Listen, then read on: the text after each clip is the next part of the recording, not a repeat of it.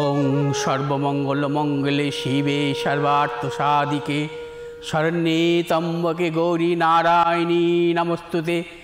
ওং শরণাগত দীনার্ত পরিত্রাণ পরায়ণে সর্বস্বার্থী হরে দেবী নারায়ণী নমস্তুতে।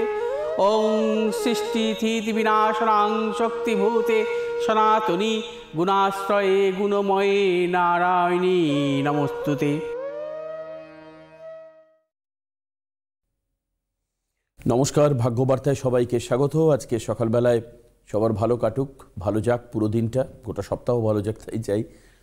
বাইরে জাঁকিয়ে শীত পড়েছে, তো সেই অর্থে আমরা একটু জড়সড় হয়ে বসে আছি। আজকের অনুষ্ঠান দেখব, ফ্লারিশমেন্টের প্রচুর সম্ভাবনা আছে এই বছরে, কিভাবে ইত্যাদি আলোচনা করব। কিন্তু তার আগে রাশি ফল থাকছে আজকে পণ্ডিতজির অনুষ্ঠান অনুযায়ী, ভাগ্যবার্তায় যা থাকে। সঙ্গে পুরাণ আধ্যাত্মিকতা থাকবে, মায়ের আলোচনা থাকবে আজকে, মা কথা থাকবে, সঙ্গে আপনার ফোন থাকবে। আপনারা ফোন করবেন, আমরা ফোন নেব, কথা বলবো একজনের সঙ্গে আজকের অনুষ্ঠানে। স্বাগত পণ্ডিতজিকে অনুষ্ঠান। নমস্কার। প্রথমে আজকে রাশিফল নিয়ে আসবো আর গ্রহগত সন্নিবেশ। আজ হচ্ছে শুক্লপক্ষের অষ্টমী, থাকবে রাত্রির 1টা 4 মিনিট পর্যন্ত। আজ হচ্ছে সিদ্ধযোগ রাত্রির 7টা 24 মিনিট পর্যন্ত, তারপরে শুরু হবে সাধ্যযোগ। আজকের গ্রহগত সন্নিবেশ, রবি আজকে অবস্থান করছে মকর রাশির উত্তরাষাঢ়া নক্ষত্রে, চন্দ্র আজকে অবস্থান করছে মীন রাশির রেবতী নক্ষত্রে, আজ আবার মেষ রাশির অশ্বিনী নক্ষত্রে প্রবেশ করবে। মঙ্গল আজকে অবস্থান করছে ধনু রাশির পূর্বাষাঢ়া নক্ষত্রে, বুধ আজকে অবস্থান করছে ধনু রাশির মূলা নক্ষত্রে, বৃহস্পতি আজকে অবস্থান করছে মেষ রাশির অশ্বিনী নক্ষত্রে, শুক্র আজকে অবস্থান করবে বৃশ্চিক রাশির জ্যেষ্ঠা নক্ষত্রে, আজ আবার ধনু রাশির মূলা নক্ষত্রে প্রবেশ করবে। শনি আজকে অবস্থান করছে কুম্ভ রাশির শতবিশা নক্ষত্রে, রাহু আজকে অবস্থান করছে মীন রাশির রেবতী নক্ষত্রে, কেতু আজকে অবস্থান করছে কন্যা রাশির চিত্রা নক্ষত্রে। বুধ এবং শুক্রর সহাবস্থান হবে ধনু রাশিতে আজ, এবং বৃহস্পতির ভাবে বৃহস্পতি দ্বারা দৃষ্ট, অর্থাৎ বৃহস্পতির নবম দৃষ্ট থাকবে। মূলত বুধ শুক্রের যদি কখনো সহাবস্থান ঘটে, বিশেষ করে বৃষ রাশিতে এবং তুলা রাশিতে, মিথুন রাশিতে, কন্যা রাশিতে, আমরা যদি বৃহস্পতি যুক্ত বা বৃহস্পতি দৃষ্ট হয়, সেক্ষেত্রে আমরা বলি মহালক্ষ্মী যোগ। আজ থেকে কিন্তু বুধ শুক্রের কিন্তু সহাবস্থান ঘটল ধনু রাশিতে বৃহস্পতির ভাবে বৃহস্পতির দৃষ্ট অবস্থায়, এবং অনেক ক্ষেত্রে একে লক্ষ্মীনারায়ণ যোগও বলে। অর্থাৎ এই মহালক্ষ্মী যোগের ক্ষেত্রে কিছু কিছু রাশির জাতক জাতিকাদের অবশ্যই সাফল্য আসবে অর্থনৈতিক, তবে খুব অল্প দিনের জন্য, সেটা হচ্ছে মাত্র 14 দিনের জন্য এই সাফল্যটা থাকবে। কোন কোন রাশির ক্ষেত্রে খুব ভালো আসতে পারে? মীন রাশির ক্ষেত্রে ভালো আসতে পারে, মেষ রাশির ক্ষেত্রে ভালো, মিথুন রাশির ক্ষেত্রে ভালো শুভাশুভ ফল মিলবে, কন্যা রাশির ক্ষেত্রে ভালো ফল মিলবে, এবং বৃশ্চিক রাশি এবং ধনু রাশি, মীন রাশি, মেষ রাশি, মিথুন রাশি, কন্যা রাশি, বৃশ্চিক রাশি, ধনু রাশির জাতক জাতিকাদের ক্ষেত্রে কিন্তু এই লক্ষ্মী নারায়ণ যোগ কিন্তু বিশেষভাবে শুভ। আজ থেকে শুরু হচ্ছে, থাকবে মাত্র 2 সপ্তাহের জন্য। অর্থনৈতিক সাফল্য বা কর্মজনিত সাফল্য, যারা ব্যবসা করছেন ব্যবসা ক্ষেত্রে নানা রকম সাফল্য আসতে পারে, কারণ বুধ শুক্রের সহাবস্থান বৃহস্পতির ভাবে বৃহস্পতির দৃষ্ট অবস্থায়, এটা কিন্তু বিশেষভাবে শুভ। আচ্ছা, এবার আসবো আজকে রাশিফল নিয়ে। আজ মেষ রাশির জাতক জাতিকাদের ক্ষেত্রে নানা রকম প্রতিকূলতা থাকবে। অর্থনৈতিক উন্নতির ক্ষেত্রে ব্যাহত প্রিয়জনের সাথে মতানৈক্য, গুপ্ত সত্য বৃদ্ধি। শুভ দিক দক্ষিণ দিক, শুভ রং হচ্ছে আমাদের লাল এবং সাদা। 2 সংখ্যার জাতক জাতকের ক্ষেত্রে শুভ, 6 সংখ্যার জাতক জাতকের ক্ষেত্রে অশুভ। বৃষ রাশির জাতক জাতিকাদের ক্ষেত্রে আজকের দিনটি নানাবিধ প্রতিকূলতা, সর্বক্ষেত্রে সতর্কতা অবলম্বন করবেন। শারীরিক মানসিক প্রতিকূলতা, অর্থনৈতিক উন্নতির ক্ষেত্রে ব্যাহত প্রিয়জনের সাথে মতানৈক্য, কর্মক্ষেত্রে প্রবল গুপ্ত শত্রু, এবং ব্যবসায়ীদের ক্ষেত্রে আজকের দিনটি একদমই ঝুঁকি নেবেন না, সর্বক্ষেত্রে সতর্কতা অবলম্বন করবেন। দূরভ্রমণের ক্ষেত্রে সতর্কতা অবলম্বন করতে হবে। শুভ দিক হচ্ছে পশ্চিম দিক, শুভ রং হচ্ছে সাদা এবং হলুদ। আজ 5 সংখ্যার জাতক জাতকের ক্ষেত্রে শুভ, 4 সংখ্যার জাতক জাতকের ক্ষেত্রে অশুভ। মিথুন রাশির জাতক জাতিকাদের ক্ষেত্রে আজকের দিনটি বিশেষভাবে শুভ। প্রবল অর্থপ্রাপ্তির মতন যোগ, কর্মক্ষেত্রে সুনাম বৃদ্ধি, পদোন্নতি, ব্যবসায়ীদের ক্ষেত্রে বিশেষভাবে শুভ, সন্তানের সাফল্য, দূরভ্রমণের ক্ষেত্রে সাফল্য পাবে। মিথুন রাশির জাতক জাতিকারা আজ যে কোনো শুভ কাজের ক্ষেত্রে দক্ষিণ দিকে অগ্রসর হবে। সাফল্য, শুভ রং সবুজ এবং সাদা। 8 সংখ্যার জাতক জাতকের ক্ষেত্রে বিশেষভাবে শুভ এবং 6 সংখ্যার জাতক জাতকের ক্ষেত্রে অশুভ। কর্কট রাশি জাতক জাতিকাদের ক্ষেত্রেও আজকে দুটি নানাবিধ সাফল্যের যোগ। অর্থপ্রাপ্তি, কর্মক্ষেত্রে সুনাম বৃদ্ধি, পদোন্নতি, সন্তানের সাফল্য, পারিবারিক দিক থেকে শুভ। এবং কর্কট রাশি জাতক জাতিকারা আজ সর্বক্ষেত্রে সাফল্য পাবেন। শুভ দিক হচ্ছে আপনাদের উত্তর দিক, শুভ রং হচ্ছে সাদা এবং লাল। আজ 7 সংখ্যার জাতক জাতকের ক্ষেত্রে বিশেষভাবে শুভ এবং 5 সংখ্যার জাতক জাতকের ক্ষেত্রে অশুভ। সিংহ রাশি জাতক জাতকের ক্ষেত্রেও আজকে দিনটি নানাবিধ সাফল্যের যোগ। সিংহ রাশি জাতক জাতিকাদের অর্থপ্রাপ্তি, কর্মক্ষেত্রে সুনাম বৃদ্ধি, পদোন্নতি, সন্তানের সাফল্য। সিংহ রাশি জাতক জাতিকাদের দূরভ্রমণের ক্ষেত্রে সাফল্য মিলবে। আজ আপনাদের শুভ দিক হচ্ছে পশ্চিম দিক, শুভ রং হচ্ছে আপনাদের লাল এবং সাদা। আজ 8 সংখ্যার জাতক জাতকের ক্ষেত্রে বিশেষভাবে শুভ, 9 সংখ্যার জাতক জাতকের ক্ষেত্রে অশুভ। কন্যা রাশি জাতক জাতিকাদের ক্ষেত্রে আজকে দিনটি নানাবিধ প্রতিকূলতা, শারীরিক মানসিক প্রতিকূলতা, অর্থনৈতিক উন্নতির ক্ষেত্রে ব্যাহত হতে পারে। কন্যা রাশি জাতক জাতিকাদের আজকে যারা ব্যবসা করছেন, ব্যবসা ক্ষেত্রে সতর্কতা অবলম্বন করবেন এবং অর্থ নাশের প্রবল যোগ। কন্যা রাশি জাতক জাতিকারা আজ কোনো প্রকার ঝুঁকি নেবেন না যে কোনো শুভ কাজের ক্ষেত্রে। আজকে আপনাদের শুভ দিক হচ্ছে পশ্চিম দিক, শুভ রং হচ্ছে সবুজ এবং লাল। আজ 1 সংখ্যার জাতক জাতকের ক্ষেত্রে বিশেষভাবে শুভ, 8 সংখ্যার জাতক জাতকের ক্ষেত্রে অশুভ। তুলা রাশি জাতক জাতকের ক্ষেত্রে আজকের দিনটি বিশেষভাবে শুভ, সর্বক্ষেত্রে সাফল্য, অর্থপ্রাপ্তি, কর্মক্ষেত্রে সুনাম বৃদ্ধি, পদোন্নতি। তুলা রাশির ব্যবসায়ীদের ক্ষেত্রেও আজকের দিনটি বিশেষভাবে শুভ। তুলা রাশি জাতক জাতিকারা আজ দূরভ্রমণের ক্ষেত্রে সাফল্য পাবেন। আজ আপনার যে কোনো শুভ কাজের ক্ষেত্রে উত্তর দিকে অগ্রসর হবে। সাফল্য, শুভ রং সাদা এবং নীল। আজ 8 সংখ্যার জাতক জাতকের ক্ষেত্রে শুভ এবং 9 সংখ্যার জাতক জাতকের ক্ষেত্রে অশুভ। বৃশ্চিক রাশি জাতক জাতিকাদের ক্ষেত্রেও আজকে দুটি নানাবিধ প্রতিকূলতা, সর্বক্ষেত্রে সতর্কতা অবলম্বন করবেন। শারীরিক মানসিক প্রতিকূলতা, অর্থনৈতিক উন্নতির ক্ষেত্রে ব্যাহত হতে পারে। প্রিয়জনের সাথে প্রবল মতানৈক্য, গুপ্ত শত্রু বৃদ্ধি। আজ আপনার যে কোনো শুভ কাজের ক্ষেত্রে উত্তর দিকে অগ্রসর হবে। সাফল্য, শুভ রং লাল এবং সাদা। আজ 1 সংখ্যার জাতক জাতকের ক্ষেত্রে বিশেষভাবে শুভ, 4 সংখ্যার জাতক জাতকের ক্ষেত্রে অশুভ। ধনুরাশি জাতক জাতিকাদের ক্ষেত্রেও আজকের দিনটি নানাবিধ সাফল্যের যোগ। ধনুরাশি জাতক জাতিকাদের অর্থপ্রাপ্তি, কর্মক্ষেত্রে সুনাম বৃদ্ধি, পদোন্নতি, ব্যবসায়ীদের ক্ষেত্রে বিশেষভাবে শুভ এবং নতুন কোনো চিন্তাভাবনার ক্ষেত্রে অবশ্যই সাফল্য মিলবে। দূরভ্রমণের ক্ষেত্রে সাফল্য। ধনুরাশি জাতক জাতিকারা আজ যে কোনো শুভ কাজের ক্ষেত্রে পশ্চিম দিকে অগ্রসর হবে। সাফল্য, শুভ রং হলুদ এবং সাদা। আজ 3 সংখ্যার জাতক জাতকের ক্ষেত্রে বিশেষভাবে শুভ এবং 5 সংখ্যার জাতক জাতকের ক্ষেত্রে অশুভ। মকর রাশি জাতক জাতকের ক্ষেত্রেও আজকে দিনটি নানাবিধ সাফল্য, অর্থনৈতিক সাফল্য, কর্মক্ষেত্রে সুনাম বৃদ্ধি, ব্যবসায়ীদের ক্ষেত্রে বিশেষভাবে শুভ। মকর রাশি জাতক জাতিকাদের দূরভ্রমণের ক্ষেত্রে সাফল্য মিলবে। আজ আপনার যে কোনো শুভ কাজের ক্ষেত্রে উত্তর দিকে অগ্রসর হবেন। সাফল্য, শুভ রং হচ্ছে নীল এবং সাদা। 4 সংখ্যার জাতক জাতকের ক্ষেত্রে প্রবলভাবে অশুভ, 5 সংখ্যার জাতক জাতকের ক্ষেত্রে শুভ। কুম্ভ রাশি জাতক জাতকের ক্ষেত্রে আজকের দিনটি নানাবিধ প্রতিকূলতা, অর্থনৈতিক উন্নতির ক্ষেত্রে ব্যাহত, প্রিয়জনের সাথে মতানৈক্য, গুপ্ত শত্রু বৃদ্ধি এবং কুম্ভ রাশি জাতক জাতিকারা দূরভ্রমণের ক্ষেত্রে সতর্কতা অবলম্বন করবেন। কুম্ভ রাশি জাতক জাতিকে কোনোরূপ মতানৈক্যে জড়াবেন না। আজ আপনার যে কোনো শুভ কাজের ক্ষেত্রে উত্তর দিকে অগ্রসর হবেন। সাফল্য, শুভ রং হচ্ছে আপনাদের নীল এবং সাদা। আজ 8 সংখ্যার জাতক জাতকের ক্ষেত্রে শুভ এবং 4 সংখ্যার জাতক জাতকের ক্ষেত্রে অশুভ। মীন রাশি জাতক জাতিকাদের ক্ষেত্রেও আজকের দিনটি সর্বক্ষেত্রে সাফল্য। মীন রাশি জাতক জাতিকাদের অর্থপ্রাপ্তি, কর্মক্ষেত্রে সুনাম বৃদ্ধি, পদোন্নতি, সন্তানের সাফল্যের যোগ। ব্যবসায়ীদের ক্ষেত্রে আজকের দিনটি বিশেষভাবে শুভ। যে কোনো নতুন পরিকল্পনার ক্ষেত্রে অবশ্যই সাফল্য মিলবে। দূরভ্রমণের ক্ষেত্রে সাফল্য আছে। আজ মীন রাশি জাতক জাতিকারা যে কোনো শুভ কাজের ক্ষেত্রে পূর্ব দিকে অগ্রসর হবেন। সাফল্য, শুভ রং হলুদ এবং সাদা। আজ 3 সংখ্যার জাতক জাতকের ক্ষেত্রে সর্বক্ষেত্রে সাফল্য এবং 6 সংখ্যার জাতক জাতকের ক্ষেত্রে অশুভ। আচ্ছা, একটু আছেন না? হ্যাঁ, একজন ফোনে রয়েছেন, কথা বলে নেব। কে আছেন ফোনে? হ্যালো হ্যালো, নমস্কার, স্বাগত। কোথা থেকে বলছেন? আমি গড়িয়া থেকে বলছি। গড়িয়া থেকে বলছেন। কার সম্পর্কে জানবেন আজকে? আমার মেয়ের সম্বন্ধে জানবো। আচ্ছা বলুন, মেয়ের জন্ম তারিখ বলুন। মেয়ের 19/7/96। 19/7/96। টাইম বলুন। 19/5 না 7? 7 বললেন না? 7 7 মানে জুলাইতে জন্ম। হ্যাঁ হ্যাঁ হ্যাঁ 19/7/1996। হ্যাঁ হ্যাঁ হ্যাঁ টাইম 12:57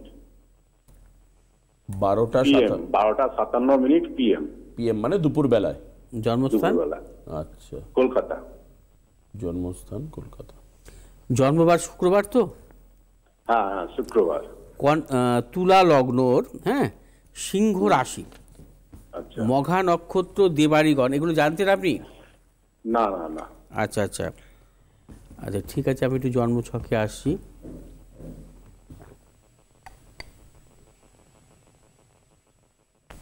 জন্মছক অনুযায়ী যেটা পাচ্ছি, বৃহস্পতি এবং শনি রেট্রোগ্রেড অবস্থায় ছিল। আচ্ছা, শনি কেতুযুক্ত অবস্থায় আছে। আর তুলা লগ্নের চতুর্থপতি, পঞ্চমপতি শনি কেতুযুক্ত, সপ্তমপতি মঙ্গল নবমে, সপ্তম অষ্টম ভাগ্যপতি কারক গ্রহ হচ্ছে বুধ দশম ভাবে, এবং দশমপতি চন্দ্র একাদশ ভাবে অবস্থান করছে। আচ্ছা, চন্দ্র কর্মপতি পাপগ্রহ মধ্যগত অবস্থায় আছে। ঠিক আছে, এবার একটু বর্তমান মহাদশা দেখে নিচ্ছি।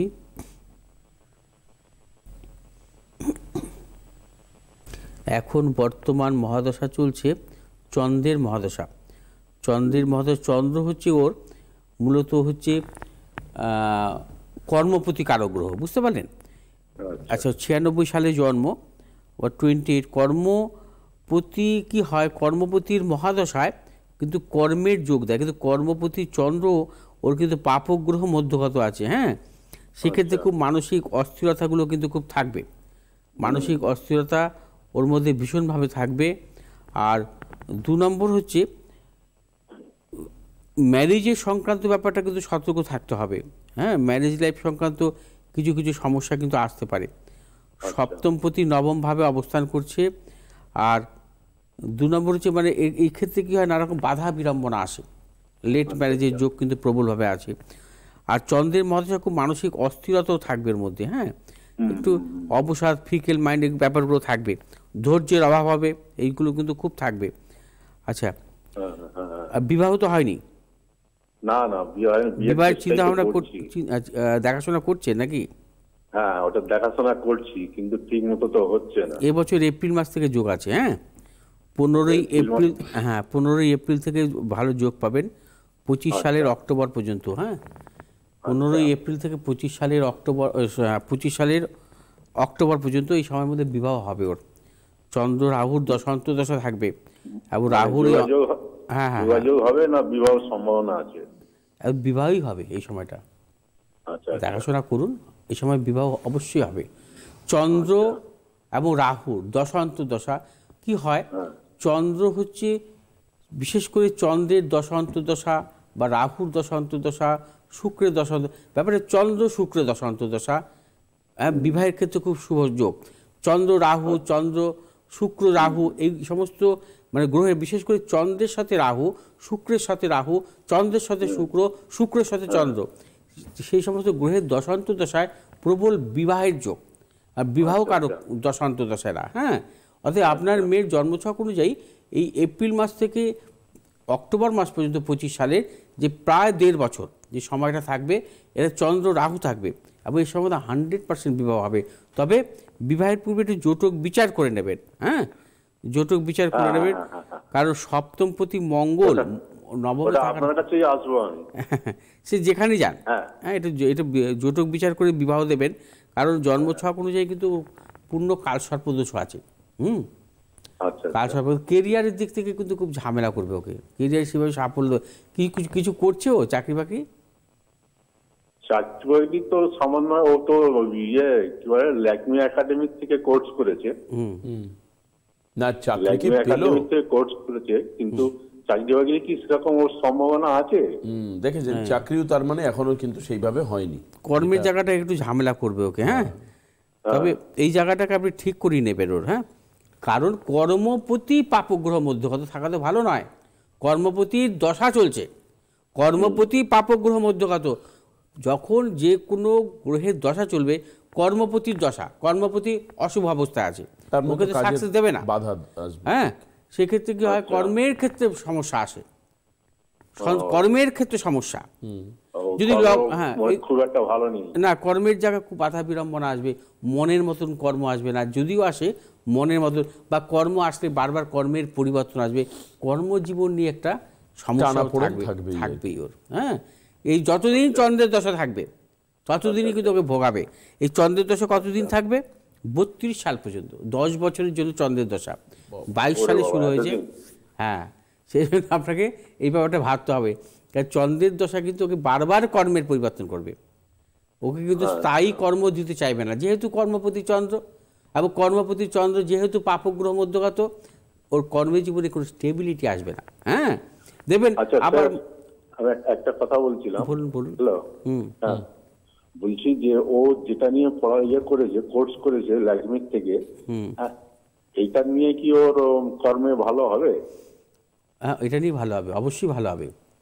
আচ্ছা আচ্ছা, অবশ্যই, যেহেতু মানে ও ঠিক লাইনে আছে আর কি, যেভাবেই হোক এই জায়গা থেকে ওর ডেভেলপমেন্ট হতে পারে। এটা তো একটা ক্রিয়েটিভ কথা। হ্যাঁ, যেহেতু ওর জন্মছকে, আমি কেন বলছি এই লাইন নিয়ে এগুলো ভালো হবে, কারণটা কি, আমি তো আজে বাজে জ্যোতিষ মানে চর্চা আমি করি না, কথা বুঝতে পেরেছেন তো? আমি আপনাকে বলে দিলাম হবে, কারণটা আমি ব্যাখ্যা করে দিচ্ছি আপনাকে, কারণটা ব্যাখ্যা করে দিচ্ছি।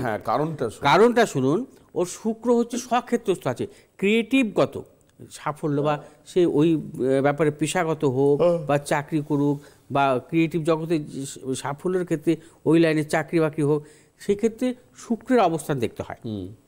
শুক্র হচ্ছে ওর স্বক্ষেত্রস্থ, বিষ রাশিতে অবস্থান করছে, এবং শুক্রের কেন্দ্রভাবে যদি রাশি বা লগ্ন থাকে, সেই জাতক জাতিকারা কিন্তু এই জগতে সাফল্য আসে, বা এই লাইনে পড়াশোনা করে সাফল্য আসে, বা এই লাইনটাকে পেশাগত বা চাকরির ব্যাপারে নিয়েও সাফল্য কিন্তু আসে।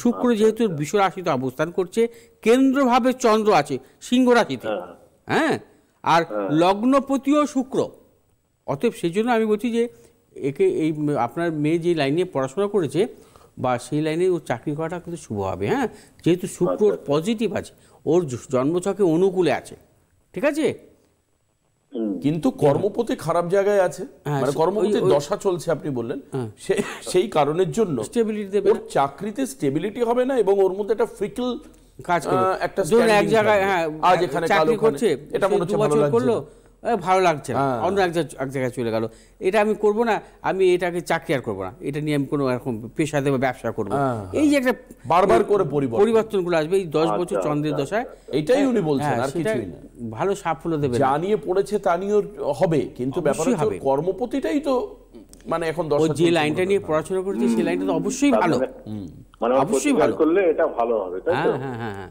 হ্যাঁ, প্রতিকার করলে ভালো হবে, অবশ্যই ভালো। এই লাইনে কোনো একজন পড়াশোনা করেছিল, আমি জানি, আমার জানা, হ্যাঁ, সে পড়াশোনা করেছিল, সে এখন ফিল্ম জগতে একটা বিখ্যাত জায়গা আছে, হ্যাঁ, ফিল্ম জগতে বিখ্যাত জায়গায় আছে, নাম আমি বলবো না, হ্যাঁ, মানে এক ডাকে তার সবাই সাথে থেকে সে রাষ্ট্রপতি পুরস্কারও পেয়েছে, এটাও বলে দিলাম, হ্যাঁ, কিন্তু এই লাইনে পড়াশোনা করা, ঠিক আছে।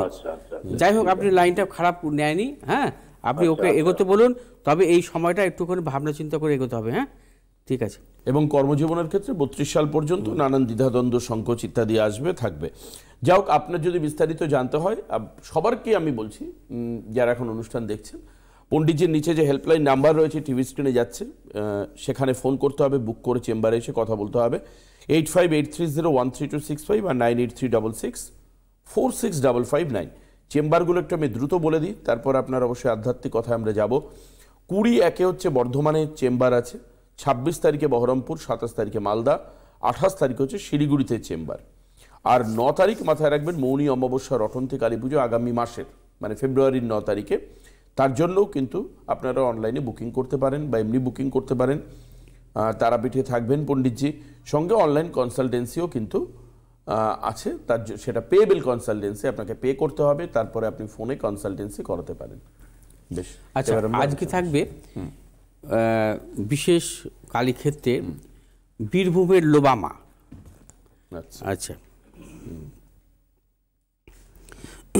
কথিত আছে 3 শতাধিক বছর আগে অবধূত রামেশ্বর দণ্ডী নামে এক মাতৃসাধক অজয় নদের তীরে তার আরাধ্য দেবী লোবা মায়ের তন্ত্রমতে প্রতিষ্ঠা করেন। এরপরে কোনো এক সময় তিনি ওই লোবা গ্রাম ছেড়ে চলে যান। গ্রাম ছেড়ে চলে যাওয়ার আগে তিনি যৌথভাবে পুজোর দায়িত্ব দিয়ে যান এলাকার ঘোষ পরিবার ও চক্রবর্তী পরিবারের হাতে। বর্তমানে বীরভূমের যতগুলো বড় কালী পুজো হয়ে থাকে তাদের মধ্যে অন্যতম হলো এই দুবরাজপুরের লোবা গ্রামের লোবা মা। প্রায় 3 শতাব্দী প্রাচীন এই কালী পুজোকে কেন্দ্র করে মানুষের উৎসাহ উদ্দীপনা থাকে চোখে পড়ার মতন। দায়িত্বপ্রাপ্ত পরিবারগুলির পারিবারিক প্রভাব এবং প্রতিপত্তি কমে এলেও স্থানীয় মানুষজন স্বেচ্ছায় পুজোর পরিচালনার ভার গ্রহণ করেন। শুরুর দিন থেকেই প্রথা মেনে লোবা মায়ের মূর্তি তৈরি করার ক্ষেত্রে এলাকার বাগদি সম্প্রদায়ের মানুষের আনা মাটি দিয়েই মায়ের প্রতিমা তৈরি করা হয়। এক্ষেত্রে রয়েছে বিশেষত্ব। বিজয়া দশমীর দিন বর্ধমান জেলার গৌরবাজারের তালপুকুরের ঈশান কোণ থেকে আনা হয় মায়ের মূর্তি তৈরি করার জন্য পর্যাপ্ত মাটি। সেদিন থেকেই মূর্তি তৈরি করার কাজ শুরু করেন বাউরি, বাগদি এবং সূত্রধর সম্প্রদায়ের মানুষেরা। মায়ের মূর্তি রঙের ক্ষেত্রে সম্পূর্ণ ভেষজ রং ব্যবহার করা হয়ে থাকে। কোনো রূপ রাসায়নিক প্রয়োগ করা হয় না। কালী পুজোর আগের দিন মায়ের গায়ে খড়ি দেওয়া হয়ে থাকে। পুজোর দিন রং করা হয়ে থাকে, সমস্ত কিছু থাকে, আর রাতে চক্ষুদান করা হয়। রীতি মেনে প্রতি বছর দীপান্বিত অমাবস্যার রাতে এই লোবা মায়ের পুজো হয় এবং ঠিক তার পরদিন মায়ের বিসর্জন হয়ে থাকে। মায়ের অঙ্গরাগ থেকে পুজোর বিভিন্ন ক্ষেত্রে পারিবারিক ভাগ রয়েছে। ঘোষ পরিবারের সদস্যরা মায়ের অলঙ্কার পরান। প্রদীপের জন্য ঘি বংশ পরম্পরা সরবরাহ করে থাকেন গোয়ালা পরিবার। আরও একটি বিষয় হলো, এখানে লোবা মায়ের আরও 2 বোন রয়েছে। পাশের 2 গ্রামে 2 বোনের পুজো হয়। প্রতি বছর বিসর্জনের সময় পাশের গ্রামে মেজ বোন এবং ছোট বোনকে আনা হয় লোবা মন্দির চত্বরে। এই পুজো উপলক্ষে উৎসবে মেতে ওঠেন জাতি ধর্ম নির্বিশেষে সমাজের সব শ্রেণীর মানুষ। সব মিলিয়ে সত্যি ব্যতিক্রমী এবং ঐতিহ্য সম্পন্ন পুজো এই বীরভূমের লোবা মায়ের পুজো। আচ্ছা, আগামীকাল আসবো বিশেষ কালীক্ষেত্র নিয়ে। তার পাশাপাশি থাকবে আগামী 9 তারিখ 9 ফেব্রুয়ারি হচ্ছে বিশেষ গ্রহদোষ খণ্ডনের ক্ষেত্রে যে বিশেষ পুজো পাঠ থাকবে। এবং আপনারা প্রত্যেকেই জানেন মৌনী অমাবস্যা 9 ফেব্রুয়ারি, ওই দিন কিন্তু আপনারা তারাপীঠে উপস্থিত থাকতে পারেন। কারণ আপনাদের কাছে আমি বলেছি মৌনী অমাবস্যায় কিন্তু মৌনব্রত পালন করতে হয়। আপনারা যদি চেষ্টা করবেন, যদি গ্রহদোষ খণ্ডনের ক্ষেত্রে যদি আপনারা তারাপীঠে উপস্থিত থেকে অন্তত 2 মিনিট থেকে 5 মিনিট মৌনব্রত পালন করার, মায়ের কাছে মাকে ডাকা, ওই মহাশ্মশানে মহাযজ্ঞের অনুষ্ঠানে বসে অবশ্যই কিন্তু ফলপ্রাপ্ত। মানে এটা করবেন আপনি আর কি ওখানে? অ্যারেঞ্জমেন্টটা থাকবে, মৌন, হ্যাঁ, মাকে ডাকবে।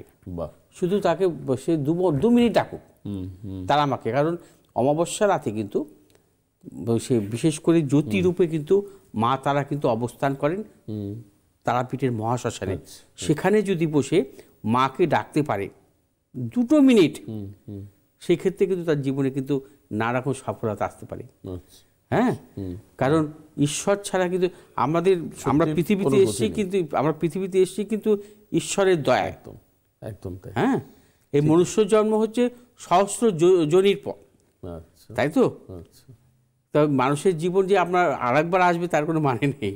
হ্যাঁ, অতএব এই জন্মে আপনার যত এই জন্মে আপনার যত মানে সমস্যা বা এই জন্মে যত পাপ সমস্ত কিছু কিন্তু আপনি ক্ষয়প্রাপ্ত করতে পারেন কিন্তু ওই মৌনী অমাবস্যার দিন যদি আপনি যদি সঠিকভাবে চলতে পারেন। একদমই। আজকে আর হাতে সময় নেই, আজকে আমাদের শেষ করতে হচ্ছে। অবশ্যই এই অনুষ্ঠান আবারও আগামীকাল সকালবেলা 7:30টার সময় আপনাদের জন্য থাকছে। ভাগ্যবার্তায় থাকছেন পণ্ডিতজি, আমিও থাকবো সঙ্গে। নমস্কার পণ্ডিতজিকে, নমস্কার সবাইকে।